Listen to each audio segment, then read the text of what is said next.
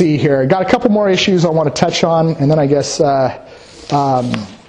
it's no great representative assembly at the present day can do all its work in a full meeting. It has neither the time, the patience, nor the knowledge required. Its sittings ought not be frittered away in discussing proposals that have no chance of success, while measures that are to be brought forth to the whole body ought to be threshed out beforehand, their provisions carefully weighed out and put into precise language, objections if possible met, and concessions and compromise or brought to a sharp difference of principle. In short, they ought to be put out in such a shape that the assembly is only called upon to decide a small number of perfectly definite questions.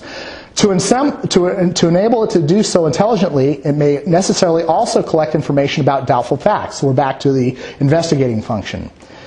Modern assemblies have sought to accomplish these results mainly by committees of some kind. And in England, where the parliamentary form of government has reached a higher development than anywhere else, the chief instrument for the purpose is the informal joint committee of the House and the Senate, known as the Cabinet. But unless Parliament were very nearly reduced to the role of criticizing ministers and answering yes or no to a series of questions propounded them, it must do its work through other committees. So that was A. Lawrence Lowell. He was president of Harvard, and I think it was 1906 when he wrote that. But he's saying you can't really have everybody meet at once. So when we talk about how wieldy would a large legislature be, it can be very wieldy. You put it in Curran Price with his, what was it, 60 jurisdictions. You know, if we had a single person do one job, just the utilities, we'd be better off than him handling the utilities and everything else he had. The reality is, the utility committee should probably have a good 30 people on it. Probably more.